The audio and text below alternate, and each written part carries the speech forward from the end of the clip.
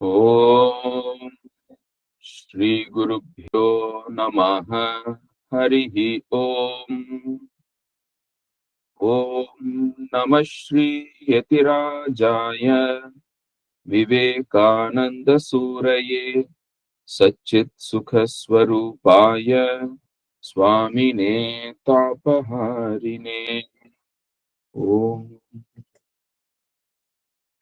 So we have been seeing the life of Swami Vivekananda, and we saw his childhood days, his school days, and now we are in his college days.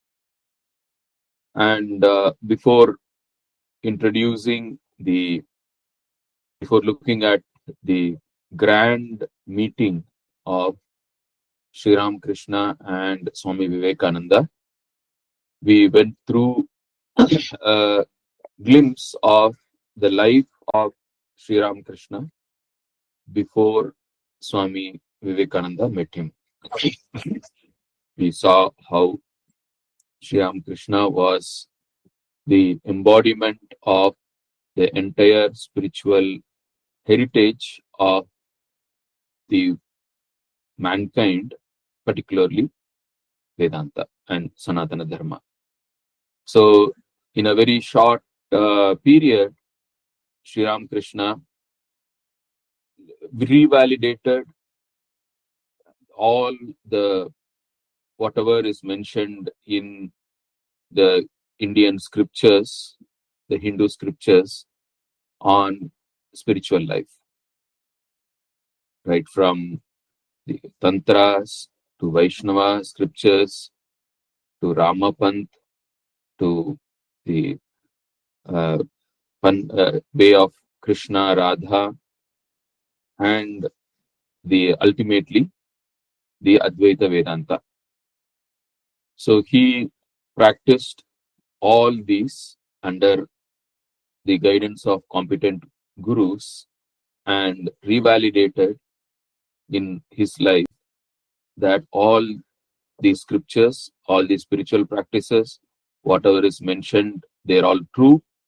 Even today, they can be practiced and you will get the same results as promised in those scriptures. So he validated them, and finally he attained Nirvikalpa Samadhi under the guidance of Todapai Maharaj. And after that he practiced, so Sri Ramakrishna puts it in a very nice way.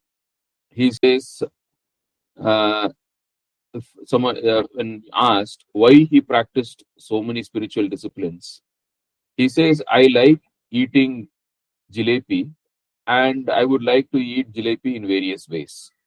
I like to eat jalebi sitting, standing, walking, lying down, because I like eating jalebis.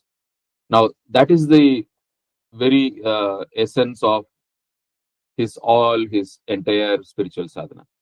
There's nothing that he needs to achieve out of any of them, but he likes, he's madly in love with God, and he's madly in love with spiritual life, and so he wanted to try experience everything as possible.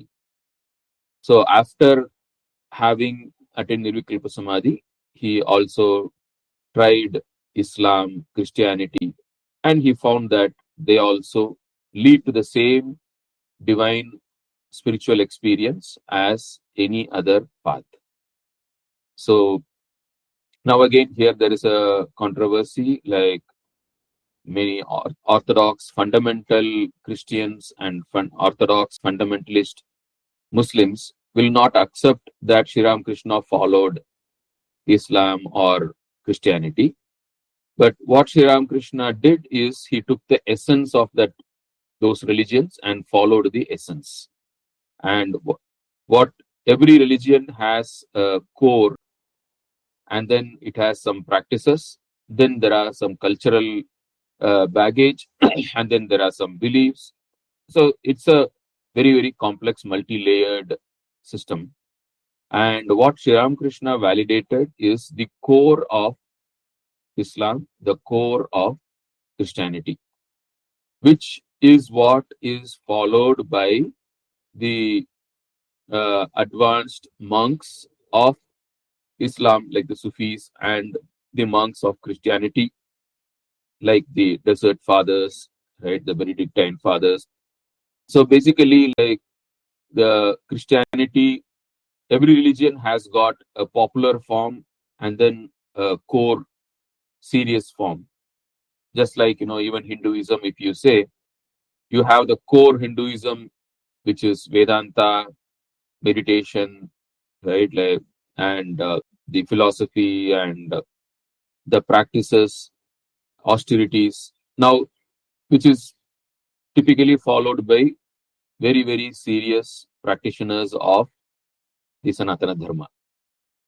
And then you have the popular religion, which is, okay, if I want a job, I go to Tirupati. If I want something, I go there and I break some coconut here, I offer some banana here, and, like lot of Garba dance, and, like, so that is kind of a popular form of the religion, right?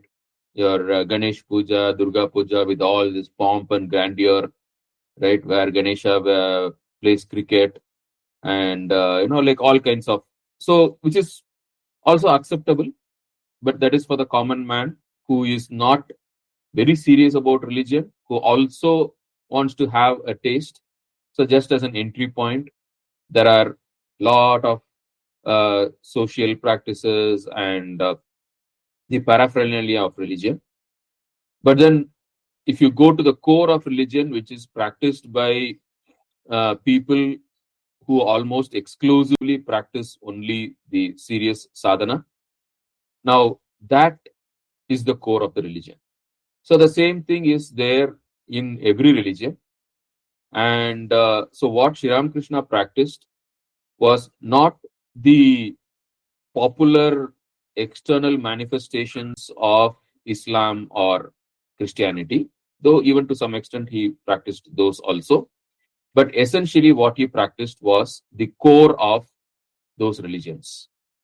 And what he found was at the core, those religions also take to the same spiritual experience as any other religion. So he also found that even within Sanatana Dharma, whether it is a Tantras or whether it is a Vaishnava Sadhana or whether it is a Ramapanth or any form of Sanatana Dharma, also takes to the same core. So all these things he validated in his own life, more out of interest than to achieve anything. Now, like one popular idea of Sri Ramakrishna that we have is Sri Ramakrishna's main purpose, or whatever the central teaching is, that all paths lead to the same goal. The Holy Mother herself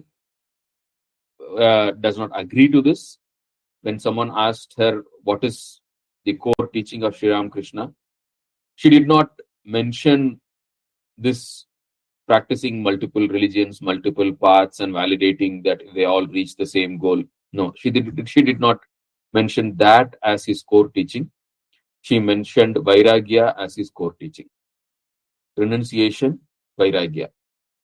Now, that is the understanding that we need to have of Sri Ramakrishna. He's a multifaceted personality, right? And mainly, if you look at it, three things. One is Vairagya, and then second is love for humanity, and third is practicing all these various spiritual disciplines. So this is what we can say is was Sri Ramakrishna's essence.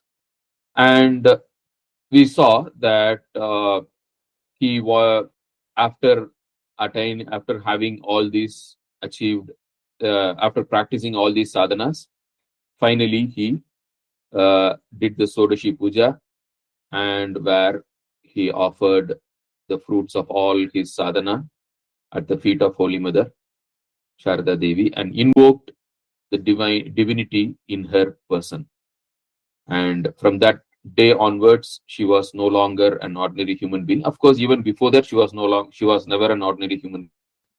She was the Devi. Even right from her childhood, she was accompanied by Ashtadevis, and she was helped, and so many spiritual experiences which are there in her life right from the beginning. But Sri Krishna worshipped her, and he kind of invoked the Divine Mother in her, the motherhood of God. And from that day onwards, like, she was a living Divine Mother. And as we saw, like, Keshav Chandra Sen popularized Sri Krishna among the uh, young and energetic modernized Calcutta crowd, which was very important step. And that is how Sri Krishna became known to householders and monastic people, disciples of the future. And he earned for disciples, and then they started coming. So up to this we have seen. So now we will look at the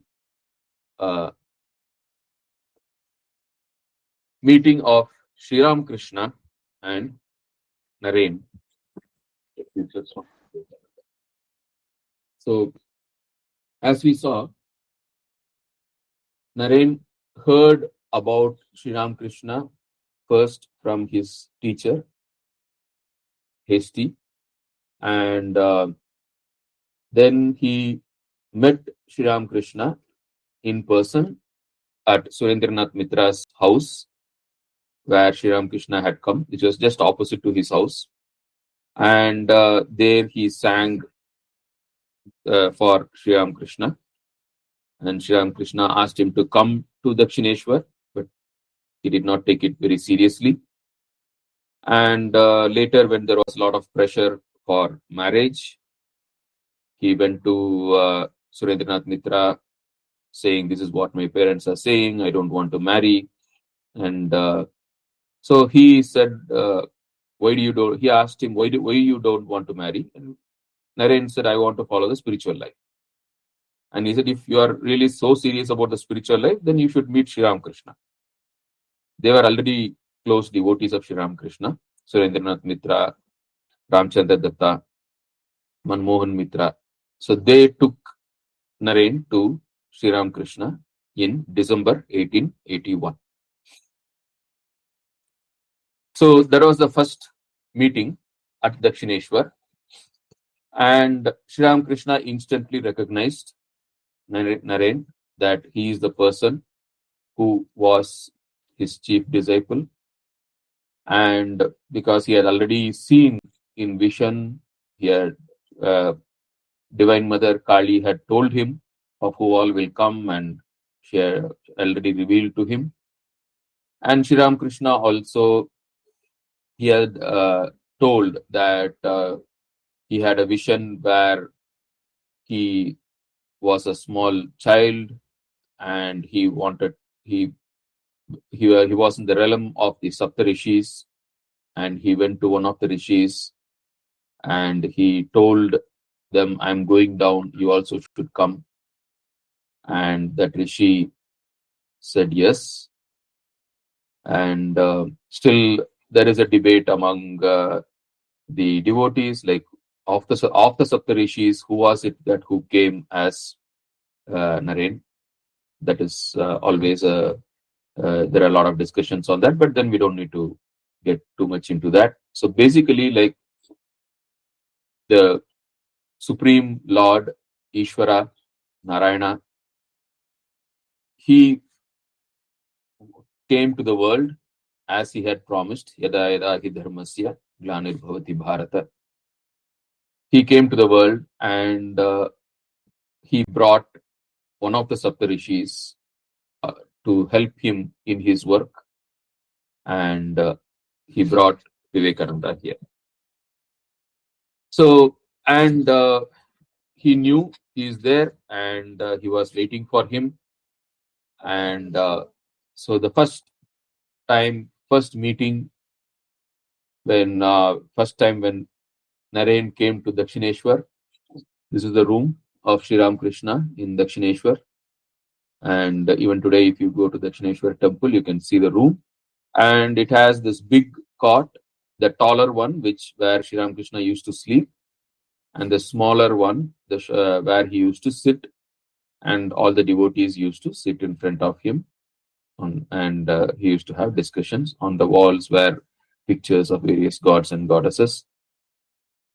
So this is where he came. He sat, and so in between the talks, Sri Ramakrishna took Naren to the adjacent room alone, and there he said, "What took you so long to come? How much I've been waiting for you, how much I've been suffering to see you. Don't you have any compassion? Why did you take so long? Why couldn't you have come earlier?" And Naren was quite confused. He said, "This is the first time I'm seeing him." And he says, "Why did you come so late? Why didn't you?" As if he knew me, he has known me for so long. So he was confused.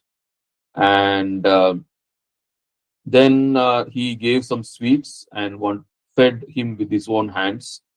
And Naren said, "No, you give it, I will share with my friends. We will all take it together." Because Naren was embarrassed that he was being given a special treatment, right? So he considered himself as an ordinary person with friends, who has come with friends. And so he expected to be treated just like anyone else. But when Sri Ramakrishna gave him a special attention, he became embarrassed, and he said, give it, I will share with my friends." And Sri Ramakrishna said, "No, no, no, there is enough for them. We will share. I will have other sweets to share with them also. This is for you exclusively." And so lovingly he fed Naren with the sweets, and then told him, "You are the great Rishi who has come down to this earth to help humanity." Because Sri Ramakrishna knew that background, and he told, but obviously Naren, he said, "What is this he's talking?" And Naren thought, okay, this person is mad, and he has been living alone for a long time. So that has made him lose his sanity. That's what he got. So the word which Naren used for Sri Ramakrishna is monomaniac, a person who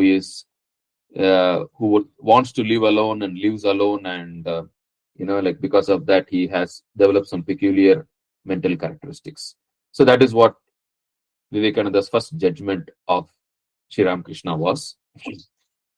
But then he found that when they again went back to the room, he behaved very normally, and just like he could not find any trace of anything abnormal in Sri Ramakrishna. And Naren asked this question which he has been asking several people.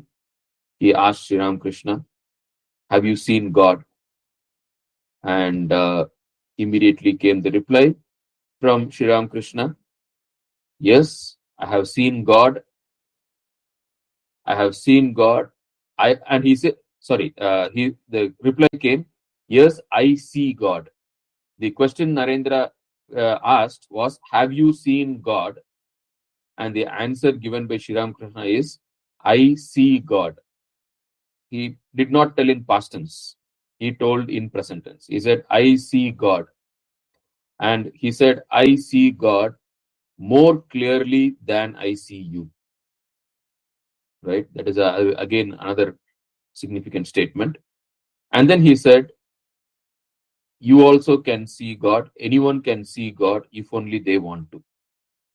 Then he said, "Who wants to see God? People are not wanting to see God. They shed jug full of tears for wealth, family, pleasure, all these things.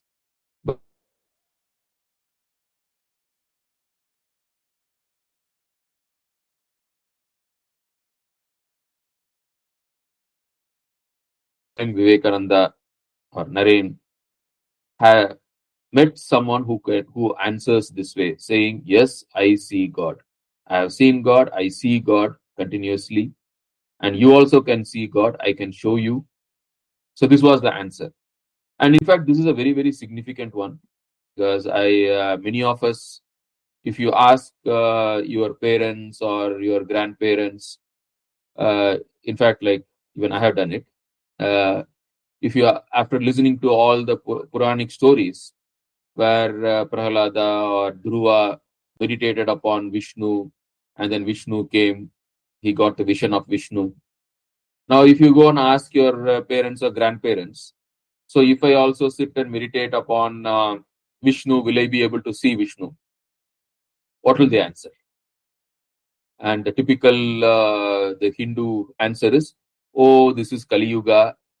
Those things happen in Dwapara Yuga and Satya Yuga and Treta Yuga." So that is a kind of defeatist attitude which many Hindus have, which is not true, which has to be changed. Even today, we have thousands of devotees, thousands of saints who are seeing God, who are having vision of God. So it is a living truth. God is a living truth. There is nothing called Kali Yuga, Treta Yuga, Dwapara Yuga and all. Even today, anyone who is sincere can see God. God in whatever form that they want to see. Maybe if a person is devoted to Rama, they will have a vision of Rama. There have been hundreds of saints in history, in the recent times, even today, who have seen Rama, who have seen Krishna, and also who have seen Sri Ramakrishna, who have seen Holy Mother. God is living. God can be seen today, now, by anyone who is sincere. This is the truth. Now, this is something which is the necessity for this day. In fact, I remember, I think it was Sukhatmanji, I think, like was asking, we were asking him about when he was giving a class, and he made a statement. He said in olden days. So when he says olden days, it means like, in the 17th century or whatever. Right? He said in the olden days, people did not used to believe in God, but after the advent of Sri Ramakrishna and Swamiji and Holy Mother, like who have seen God day in and day out, no one can suspect or no one can doubt the existence of God. So that is the perspective. That is a modern perspective. In olden days, before Sri Ramakrishna, people used to doubt the existence of God. But after the advent of Sri Ramakrishna, you absolutely have no doubt about the existence of God. We have absolutely no doubt that we can see God, right? So God exists. God can be seen by anyone who is sincere. Now, this is what the answer given by Sri Ramakrishna to Naren, and he was quite convinced. He was quite impressed, and Sri Ramakrishna asked Naren to come again, and Naren said, "I will try." Now, Brahmo Samaj teaches that you should be very truthful. So if you see, whenever even any of Sri Ramakrishna's disciples, because most of them were from Brahmo Samaj, when Sri Ramakrishna says, "Come again," they'll always say, "I will try." They will not say yes, because you are not sure and you need to be truthful. They will not give any loose promises, right? So Swamiji or Vivekananda, Naren also, he did not want to give any loose promise. So he did not say yes, but he said, "I will try." And so this was the first meeting. And one thing, so Naren Vivekananda Swamiji writes later that what he saw in Sri Ramakrishna was his renunciation. He said, like, he acted crazy, he acted mad, and he was talking to all the people. But one thing which struck me is his supreme renunciation, his vairagya. Now, that is something which Naren recognized in Sri Ramakrishna, and that one thing was enough for Naren to respect him and highly. Because ultimately, if you see what is there in life, after all, right? How do you measure spiritual life? How do you measure spiritual development? There is only one standard on which you can measure spiritual life or spiritual development or spiritual progress, and that is Vairagya. Vairagya is the only measure of spiritual progress, nothing else.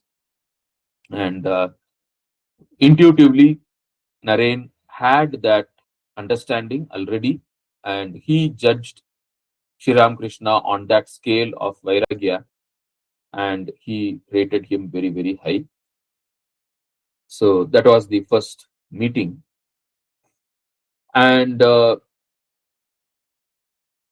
second meeting after that happened. So after that, on another day, Naren went, met Sri Ramakrishna, and this time they were in Dakshineshwar temple, went to, they sat under a tree, and Naren was very, he sat there, and suddenly Sri Ramakrishna placed his foot on Naren's body, and immediately Naren saw the entire universe vanishing and the whole place just revolving.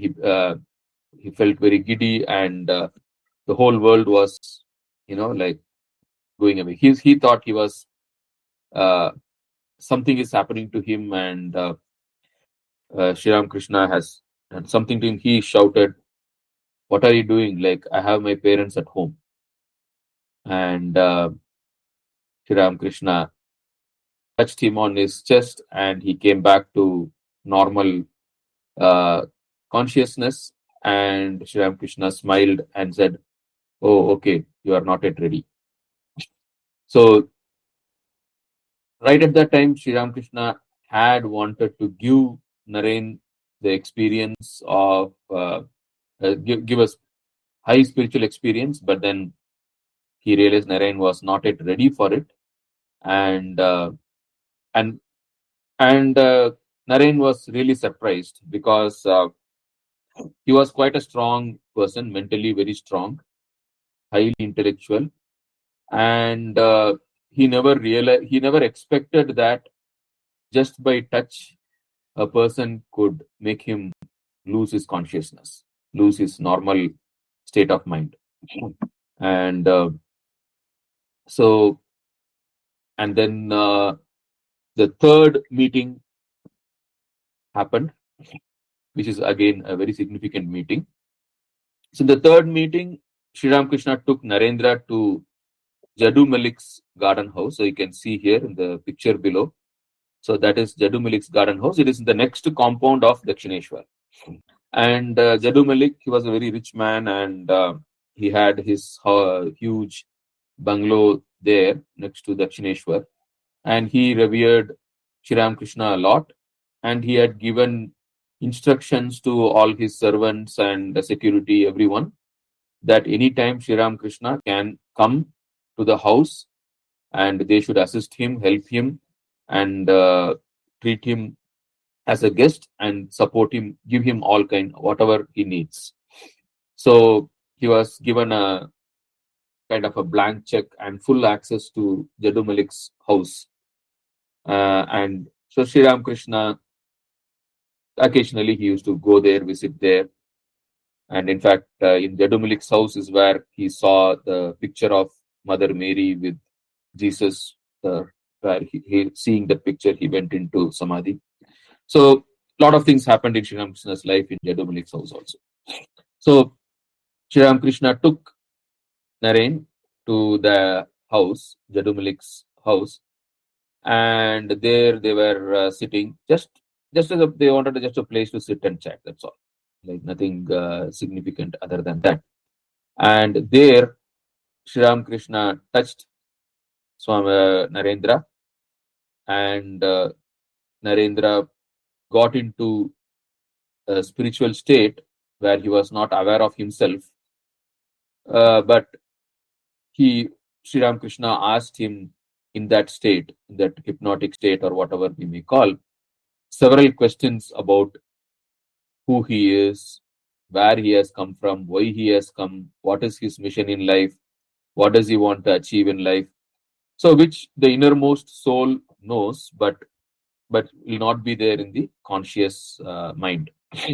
And Sri Ramakrishna said, like, he already had this vision that he was one of the Saptarishis who he had brought to this world for doing the work. And here Sri Ramakrishna put Naren into a state where he had access to all these subconscious memories, and he got all the confirmation from his vision that yes, he is the Saptarishi, he is the person whom he has brought him to this world, and he is going to revive Sanatana Dharma, spread the spirituality to all over the world, and bring about a huge change to humanity and to India in particular. So all those things, Sri Ramakrishna got confirmation from the subconscious mind of Narendra, and then after getting all this confirmation, he again brought him back to the normal state of consciousness, and Narendra, as if coming out of meditation or a sleep, he came back and he saw Sri Ramakrishna was touching his chest. And Naren did not know what had happened, what he had discussed, what he did not know anything about it because he had lost the normal consciousness.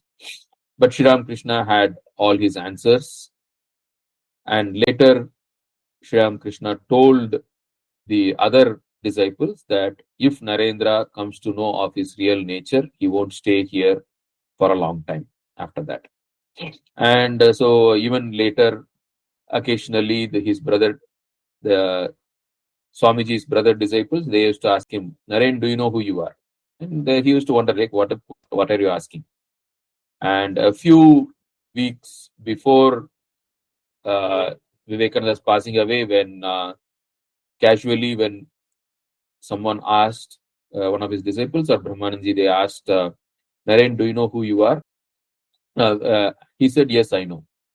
And that came as a shock, and it was immediately conveyed to Brahmananji and Sharadanji and Shivananji and all. And they were all worried, and they expected, okay, fine, so now the end is coming. So that this knowledge of his real nature was kept hidden from him, so that Sri Ramakrishna himself said, like, you will be, this knowledge will be given to you after you finish mother's work, after you finish whatever work you have come here for, then you will get this knowledge. So we will see. So this is what happened in the third meeting. And after this, so now that Sri Ramakrishna has got full confirmation that he is the marked one, he is the one of the Saptarishis whom he has brought down to this world to do the work. Now Sri Ramakrishna started relaxing. He said, okay, fine. So now my man is here, and eventually everything will fall into place. So he was very happy, and he used to treat Narendra with so much of love. And even though Naren was wondering, like, he did not know what is he supposed to do, what is his future, everything. And Sri Ramakrishna used to even tell openly, Naren is much more powerful and than Keshav Chandra Sen, because Keshav Chandra Sen was the most popular person at that time. And when Sri Ramakrishna told people that if Keshav Chandra Sen is one part, Naren is 16 parts. And Naren used to think, oh, it's just because he loves me and he is talking like this. Like, you know. So, but Sri Ramakrishna knew what is there in store for the future. And yeah, so this we already discussed. So, and that he is one of the sages. Sri Ramakrishna, he kept it hidden from Naren, and he also had given very strict instructions to his disciples that Naren should not know it. If he comes to know, he will not stay, so he should not know. So, but others knew. Okay? And under the guidance of Sri Ramakrishna, Naren practiced spiritual. Naren did a lot of spiritual practices, and he used to visit regularly, once or twice a week. And later it became infrequent, but initially he uh, spent and he learned. And so now coming to Vivekananda or Naren's mind, like what was it like? Naren did not accept many of Sri Ramakrishna's beliefs. Okay, so he did not accept it just because Sri Ramakrishna says something. He did not accept it. He would think for himself, analyze it, and argue with Sri Ramakrishna, and lot of things which he did not accept at all during the time in Dakshineshwar.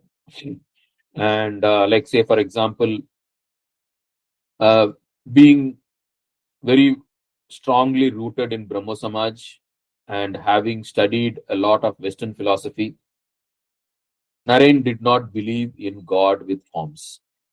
Okay, he believed in a God without forms, without form as a abstract being, but Naren did not accept idol worship or God with forms. He did not accept.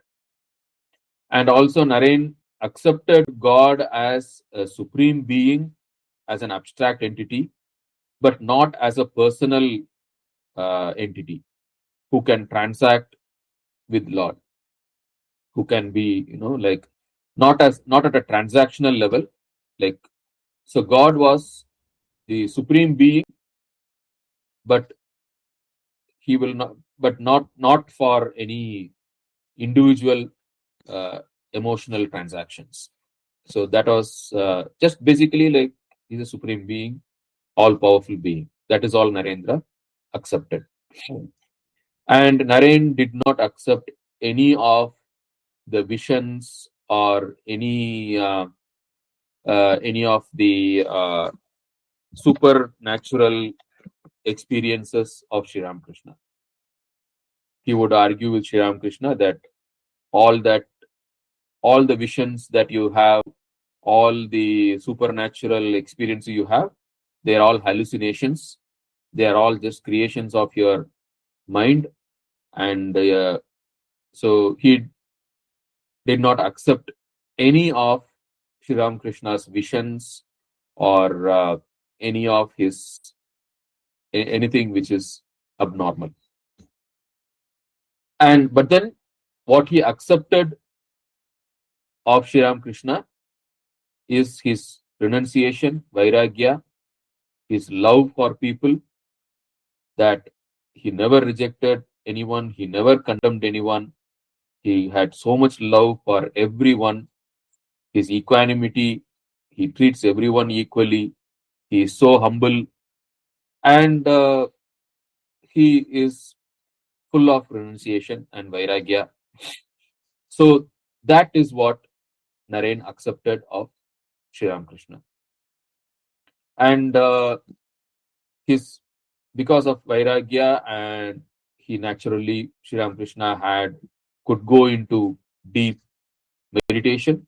That Naren appreciated, accepted, and wanted Sri Ramakrishna to guide him also. So I'll read from this book a small paragraph. So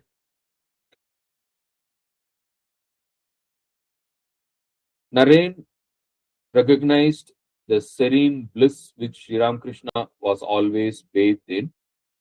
he begged the master to teach him meditation, and Sri Ramakrishna's reply was to him a source of comfort and strength.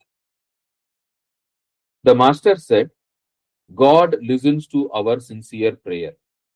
I can swear that you can see God and talk with him as intensely as you see me and talk with me. You can hear his words and feel his touch.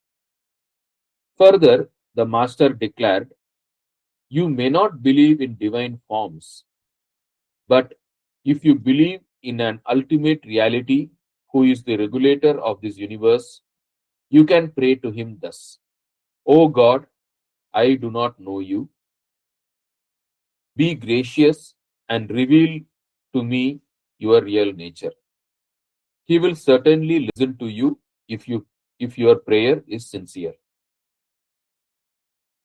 Narendra, intensifying his meditation under the master's guidance, began to lose consciousness of his body and to feel an inner peace, and this peace would linger even after the meditation was over. So, what we see is that Naren did not accept the forms of God, he did not accept worship of God through images, but he wanted Sri Ramakrishna to teach him meditation. And Sri Ramakrishna never forced any view on any of his disciples. That is one of his very, very, uh, very important character or important teaching which we all need to learn. He gave full freedom to every disciple to believe that the disciple to believe whatever he wants to believe, and he never forced anything. And he, wherever any disciple is, whatever is his belief, he took it from there and then gently guided the disciples along each one their own way to progress. So he was, everyone had a different belief. Like if you take Swamiji, he was like, he never believed in forms, he never believed in rituals, he never believed in idols, he never believed in puja, worship, none of these, temples, nothing. He just believed in God and meditation, purity, a pure life, honest, self-disciplined life. That is what Swamiji believed in, right? Almost like the Buddha. And Sri Ramakrishna took him from there and guided him along his own way. And he never forced on Swamiji anything which Vivekananda would find it difficult to believe.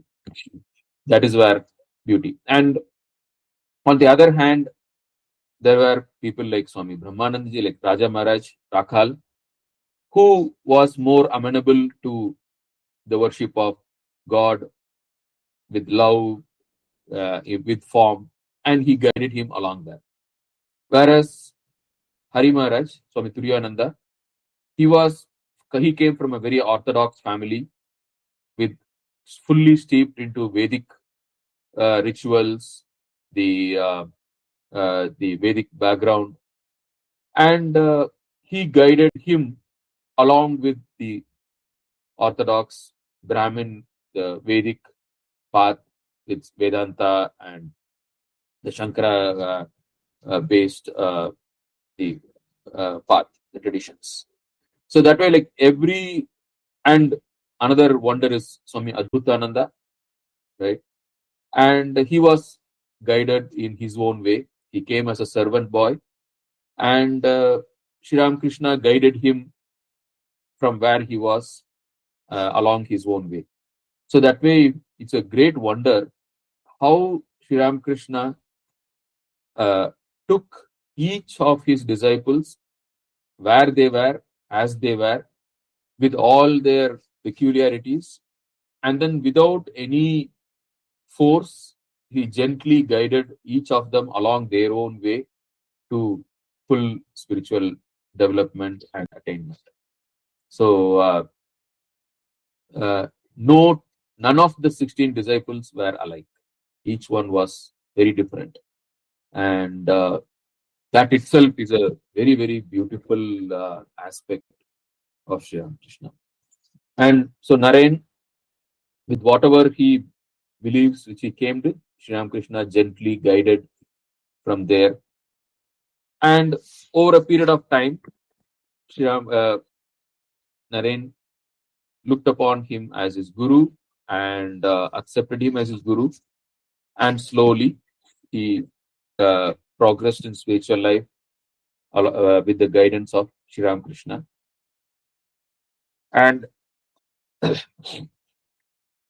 and then like another thing, sometimes what Shri Ramakrishna would do is, if he wants Naren to introduce a new topic to Naren, he would ask Naren to read to him. So once Shri Ramakrishna wanted to introduce Advaita Vedanta to Naren, so he said, can you please read me Ashtavakra Gita? And Naren read to Shri Ramakrishna, and Ashtavakra Gita says everything is Brahman, and this world, there is nothing other than Brahman in this world. Now, Naren could not accept it, and he protested. Shri Ramakrishna said, like, no, you don't need to accept it. You just read it for me, that's all. And so he read it for him.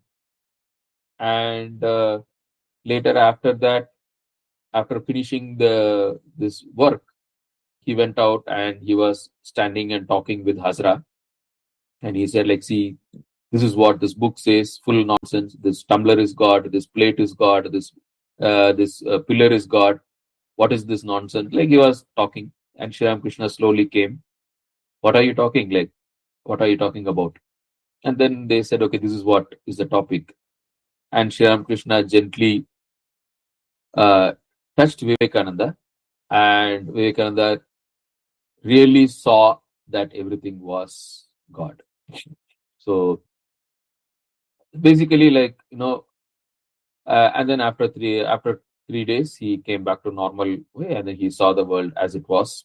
But at least then Vivekananda accepted that, okay, there is some truth in it, possibly, right? So and then later, by his own experience, he understood it he much more clearly and saw it much more clearly. So this way, he used to very gently but very definitely keep directing and guiding the disciple. And one thing which Sri Ramakrishna's characteristic was, he had given up money, and Sri Ramakrishna was like, the renunciation was kind of built into him. And so he, even by mistake, Sri Ramakrishna could never violate his renunciation. So there are so many instances for that, both consciously and unconsciously. So once there was a rich man who wanted to donate a lot of money for Sri Ramakrishna and put it in a corpus, so that from that he could there would be a continuous income by which Sri Ramakrishna can live for rest of his life. So he came with a huge amount of money, and Sri Ramakrishna said, like, he became very angry. He took his chappal and he wanted to beat that rich man, saying, Sala, you want to make me a samsari? And he rejected it, and he said, like, I'm a like, you want to make me a samsari? Like, and there were a lot of offers like this where people wanted to give, and he was very firm and he never accepted it. And as a sannyasi, like, he was not supposed to, he did not want to worry about what happens for the future. And his renunciation was so pure. Once he had a stomach upset, and he went to Jadu Malik's house, and there Jadu Malik gave him some spices and said, like, you eat this it will become fine. And he ate it, and then after some time he found that his acidity or whatever was relieved. And then Jadu Malik said, okay, fine. Then Sri Ramakrishna said, okay, he'll go back to Dakshineshwar. And Jadu Malik said, okay, you take some for so that later if you have need it, you can eat it again. And he tied it in a piece of cloth and he gave it to Sri Ramakrishna. And when Sri Ramakrishna turned to this side, he couldn't see the way back to Dakshineshwar. And which was just the next compound, right? And then only after that, oh, like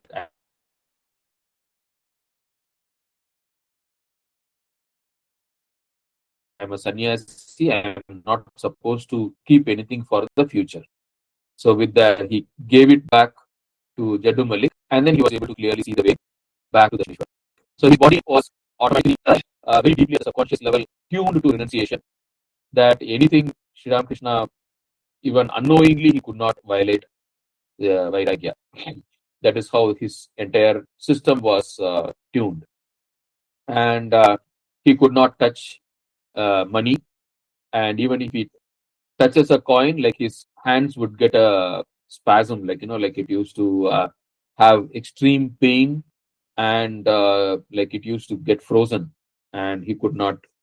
And so people might think that okay, he's just acting, so like he's feigning and like that. So Narayan wanted to test it.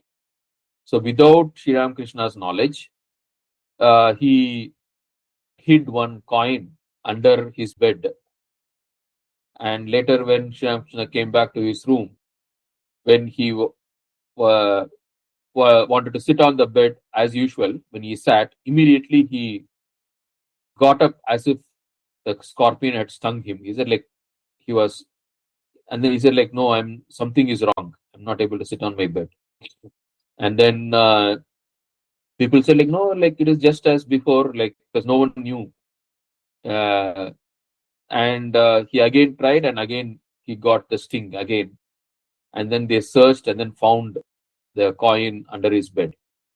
And then Sri Ramakrishna knew that okay, it was Narayan who had kept it there to test him. And Sri Ramakrishna was very happy. He said, yes, you should test your guru like this. You have to test before accepting.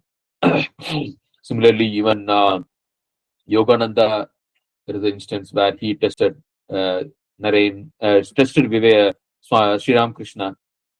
And when Sri Ramakrishna came to know that Yogen was testing him, like he was really happy.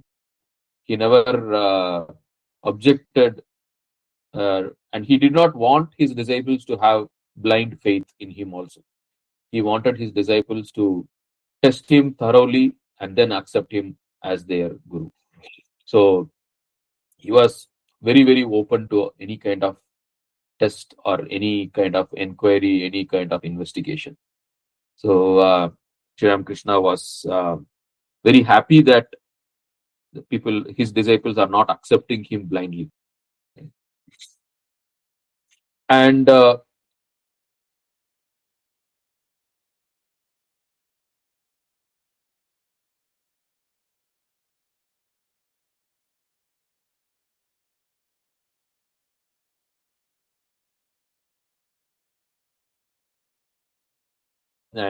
talked to him with so much full of love and everything. And suddenly one day he stopped talking to Narayan. He was absolutely indifferent. And whenever Narayan came and sat in his room in Dakshineshwar, he used to turn the other way around and continue talking to others. He used to fully ignore him and also even openly turn away from him. And Narayan continued to come. He never stopped coming. And after a few weeks or more than a month, then Shri Ramakrishna asked him, like, I'm not giving any attention to you. I am not talking to you. Why are you coming? And Narayan had a simple answer. He said, I love you. I come here. I'm not coming here because you are giving any attention to me. I love you. I come here to see you. That's it. and my love for you will not change whether you show affection to me or not. So, and Sri Ramakrishna was very happy with Naren, and after that he started treating Naren as usual with love before.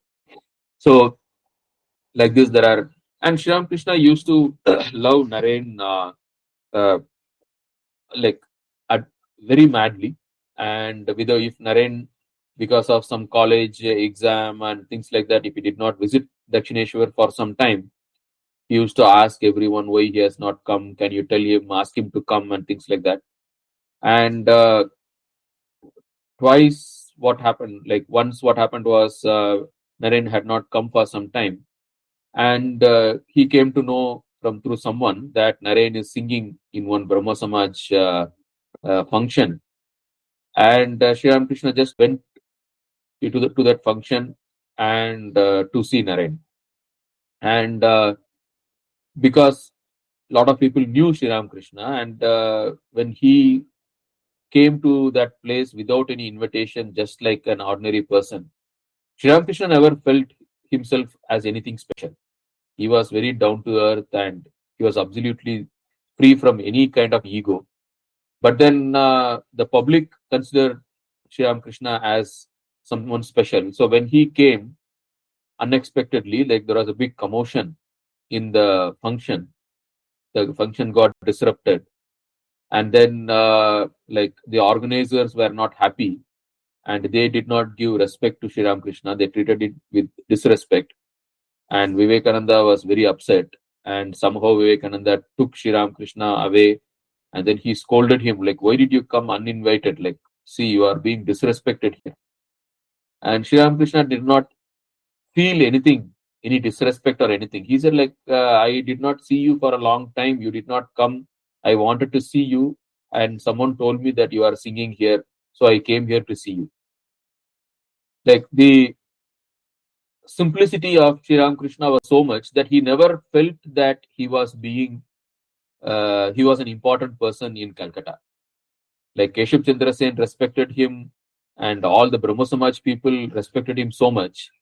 But Sri Ramakrishna never got that into his head. He still felt he was an ordinary person. He was just like anyone else.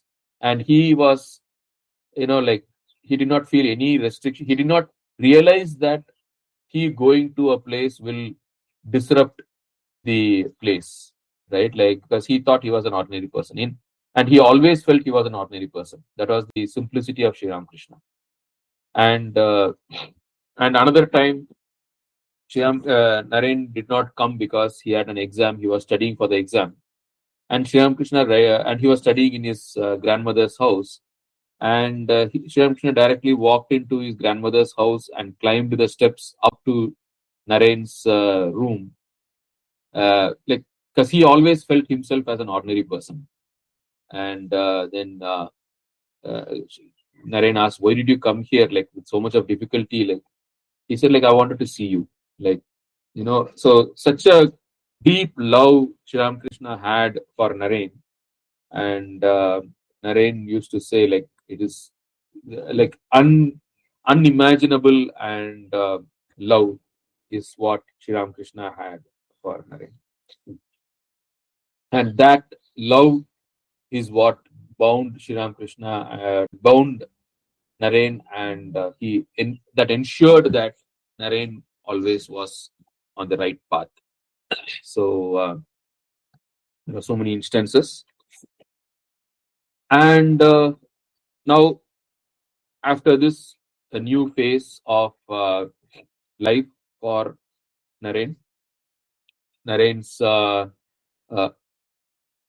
like they were trying to. Vishwanath wanted to get Naren to get married, and Naren did not want. And when this was going on, now Naren had so far been living in a aristocratic life with all the facilities that a rich life would provide, education, culture, and everything. But then Sri Ramakrishna felt that yes, so now the training of Naren is done, but then Naren's heart is not opened.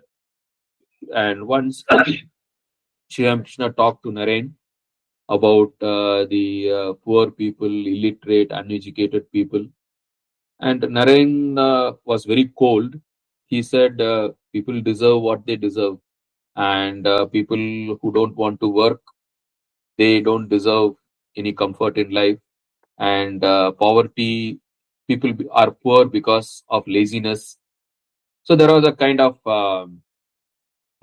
lack of empathy to the poor, and uh, that is when Sri Ramakrishna thought, okay, so Naren should, his heart should open up for the poor, and like he was wondering how he prayed to Mother that Naren's heart should open up for the poor, and this was a big turn in Naren's life, and the Holy Mother or Divine Mother's ways are sometimes cruel.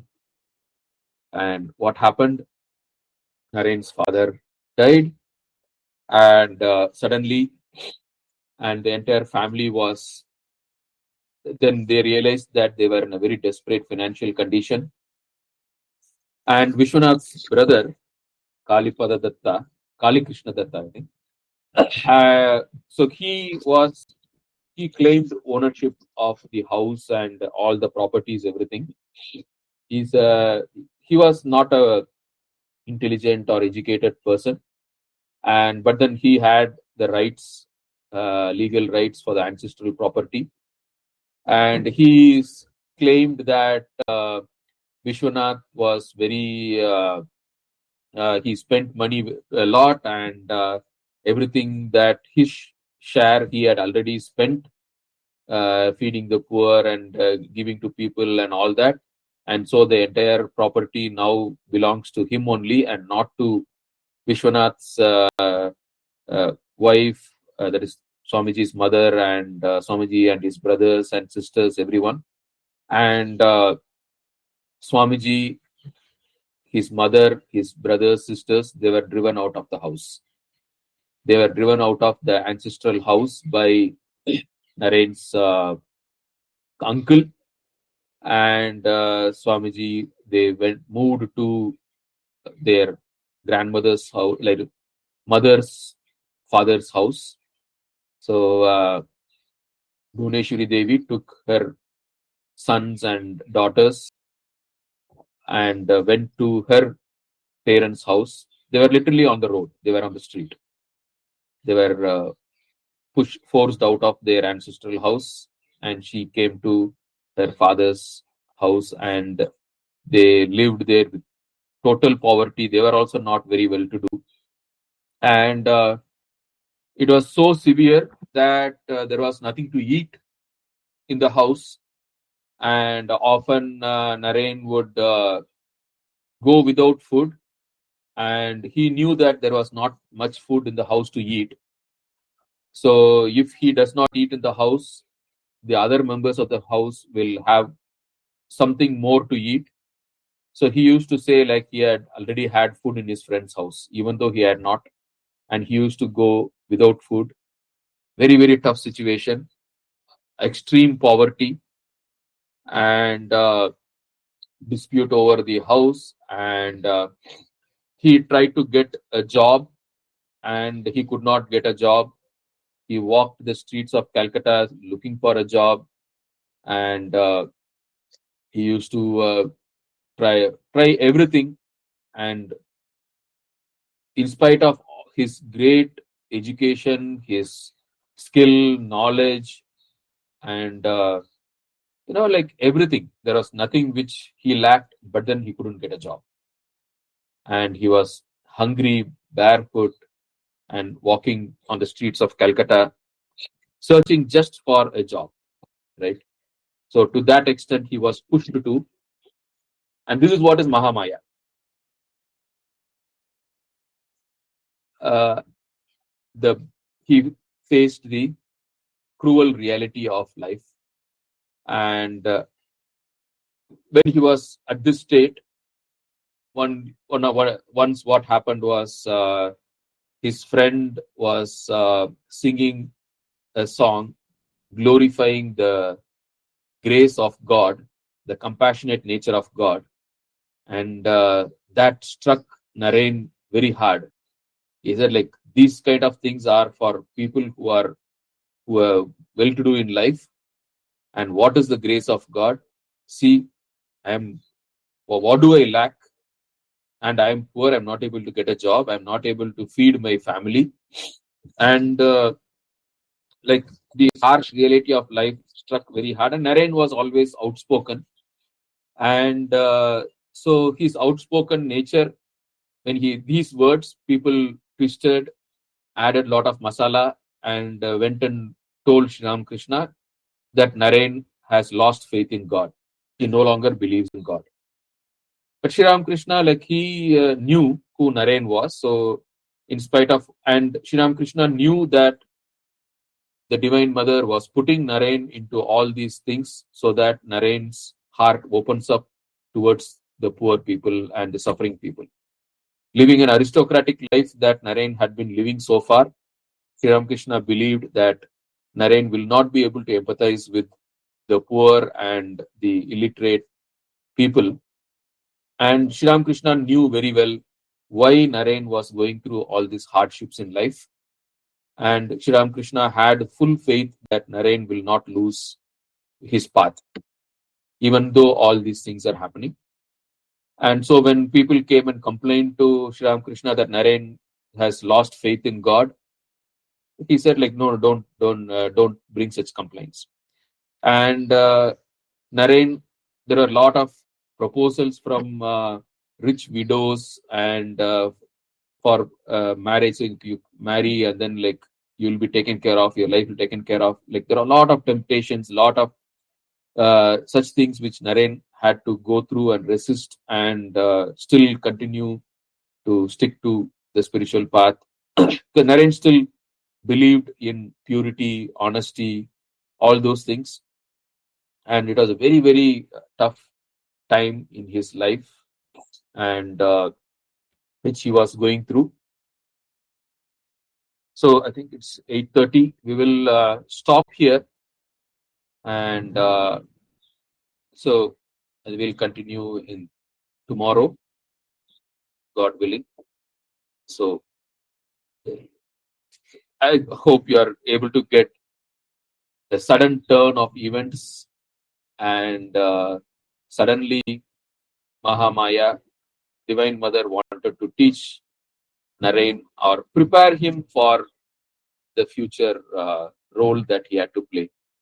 And so after going through this aristocratic life, suddenly, like, things turned, and from the peak of affluence, Naren was just dropped into an abyss of poverty and hunger, poverty and jobless, and all kinds of things. Right. So we will see what happens after that tomorrow.